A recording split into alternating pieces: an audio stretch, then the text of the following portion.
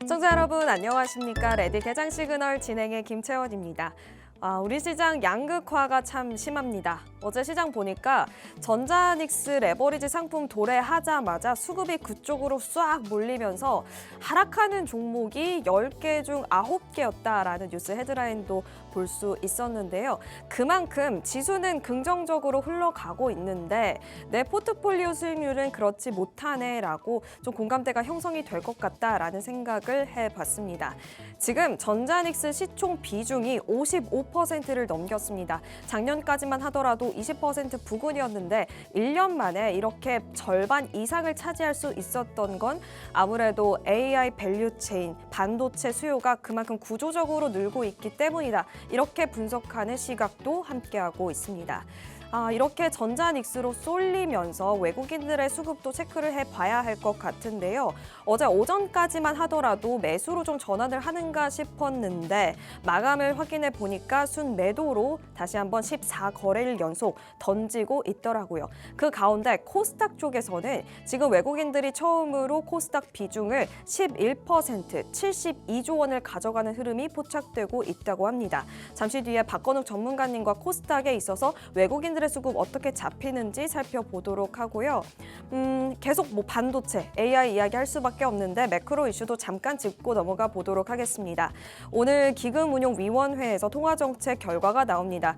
만약에 연기금에서 지금 14% 정도 국장을 가져갈 수 있는데 이 비율이 상향 조정되지 않는다면 기계적인 매도 나올 수밖에 없거든요. 시장에 부담이 될 수 있는 부분입니다. 그 점 어떤 결과 나오는지 지켜봐야 할 것 같고요. 금통위에서 신영송 총재 첫 금통위가 열립니다. 매파적 금리 동결이 예상이 되고 있는데 매파적이라면 어느 정도의 매파적일 것인지, 앞으로 금리를 인상한다면 몇 번 인상할 것인지 그쪽에서 시그널 또 포착해 보시기 바랍니다.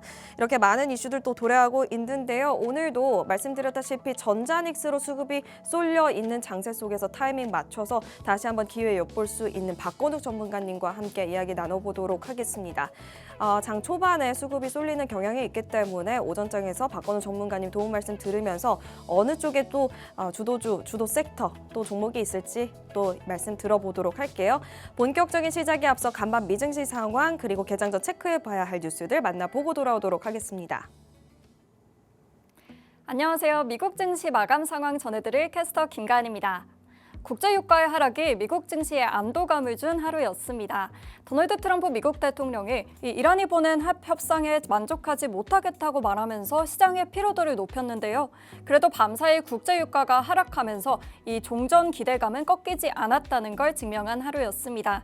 간밤 뉴욕 증시는 사상 최고치를 기록했습니다. 우선 자세한 지수 상황 먼저 체크해보시죠.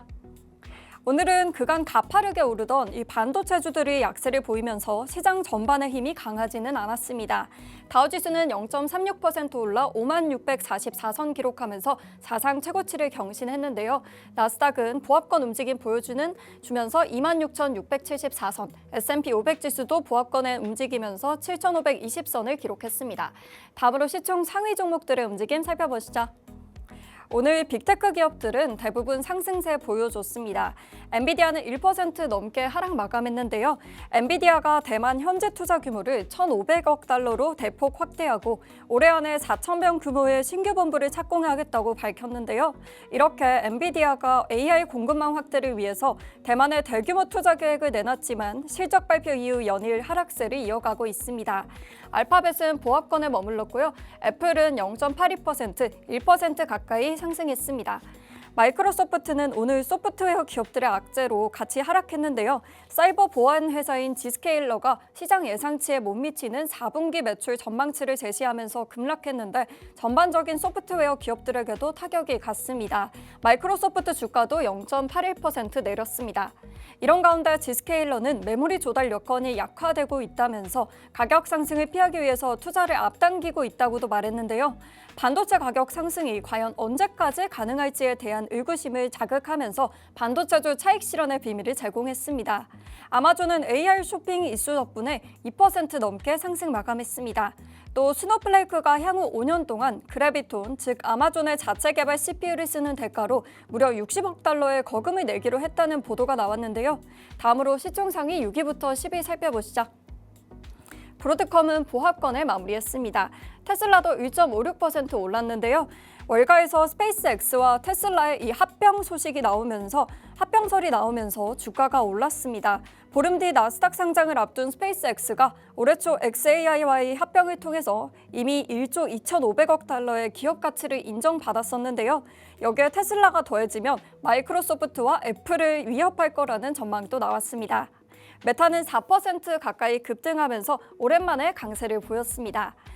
메타는 자사의 AI 챗봇인 이 메타 AI에 대해서 처음으로 일반 소비자들을 대상으로 구독 서비스를 판매하기 시작했는데요. 앞으로 수익성이 늘어나게 되면 수천억 달러 규모의 투자 비용을 상쇄할 수 있을 것으로 알려지면서 주가가 크게 오른 것으로 분석됩니다. 마이크론은 시총 상위 진입 하루 만에 또 한 계단 상승했는데요. 무려 3.63% 급등했습니다.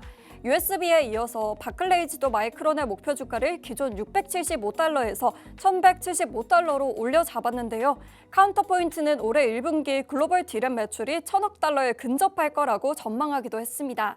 버크셔 해서웨이는 0.77% 내렸습니다. 다음으로 유가 상황 살펴보시죠.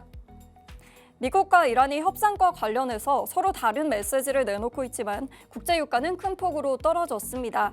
이란이 양측의 종전을 위한 양해각서 초안을 마련했다고 밝혔지만 미국은 즉각 부인했는데요. 마코 루비오 국무장관이 이란과의 협상이 성공할 수 있도록 모든 노력을 기울이기로 하겠다고 밝힌 점이 이 유가의 급락을 주도한 것으로 보입니다. WTI는 5% 넘게 내린 88달러 선, 브렌트유는 4.62% 내린 94달러 선의 거래를 마쳤습니다. 다음으로 금은 시세 살펴보시죠.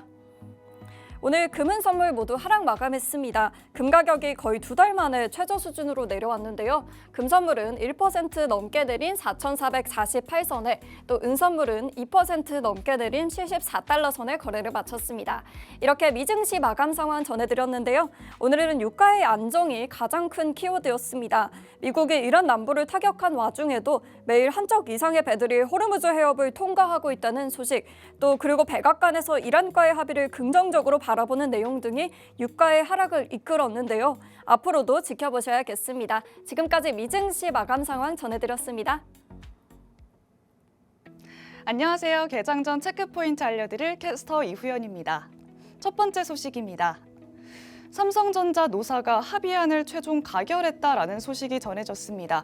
반도체 부문에는 영업이익의 최대 10.5%를 특별 성과급으로 지급하겠다, 이런 소식이 나왔는데요. 증권사들이 예측하기로는 영업이익이 최대 300조 원 가까이 올라갈 것으로 보이고 있습니다. 그렇게 되면 10.5%인 31조 5천억 원을 특별 성과급으로 지급하겠다, 이런 내용이 나온 겁니다. 이렇게 되면서 이 반도체 부문의 직원과 다른 사업부의 직원이 약간 다른 대우를 받으면서 내부 갈등의 가능성까지 커지고 있습니다. 또 성과급 논란이 이어지면서 다른 산업까지, 예를 들어서 카카오 기업까지도 노사 갈등이 확대되고 있습니다. 이렇게 삼성전자의 나비 효과가 사회 전반에 어떤 파급 효과로 이어질지 함께 지켜보시기 바랍니다. 두 번째 소식입니다. 국민연금이 향후 5년간 자산의 운용 방향을 결정하는 중기 자산 배분안을 확정하겠다, 이런 소식이 전해졌습니다. 반도체주 중심의 증시가 랠리를 이어가고 있는데 그러다 보니 국민연금의 고민 또한 깊어지고 있습니다. 주식과 채권에 어떤 비중으로 투자를 할지 고민을 하고 있는 건데요. 국민연금의 국내 주식 보유 현황을 보시면 목표가 14.9%지만 실제로 보유를 하고 있는 건 27%를 약간 웃돌고 있습니다. 그렇기 때문에 이 비중을 유지할 때 약 12%의 주식을 매도해야 한다, 이런 내용이 나오고 있는 건데요. 국민연금의 주식 비중 결정이 하반기에 우리 국내 증시 수급까지 결정을 할 것으로 보입니다. 세 번째 소식입니다.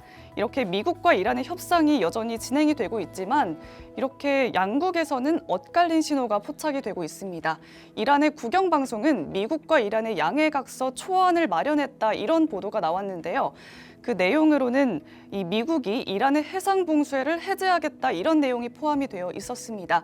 하지만 백악관은 이건 사실이 아니다라면서 즉각 반박에 나섰습니다. 또 미국의 루비오 장관은 이란과의 합의에 어느 정도 진전이 있었다라고 밝혔지만 트럼프 미국 대통령은 아직 진행 중인 합의에 대해서 아직까지는 만족을 못하는 합의가 나왔다라고 밝혔습니다. 이렇게 엇갈린 신호 속에서 시장의 불안이 지속이 되고 있는데요. 그럼에도 불구하고 다해 다행히 유가의 낙폭은 확대를 되고 있습니다. 이렇게 불확실성이 지속되면서 협상의 향방이 주시를 할 필요가 있겠습니다. 이렇게 국내 이슈도 하나 확인을 해보셔야겠는데요. 오늘은 한국은행 금융통화위원회 회의가 예정이 되어 있습니다. 현재 2.5%의 기준금리가 동결될지 좀 더 지켜보셔야겠는데요. 오늘 금통위에서 나오는 메시지 예의주시하시기 바랍니다. 저는 지금까지 개장 전 체크포인트 알려드린 캐스터 이후연입니다.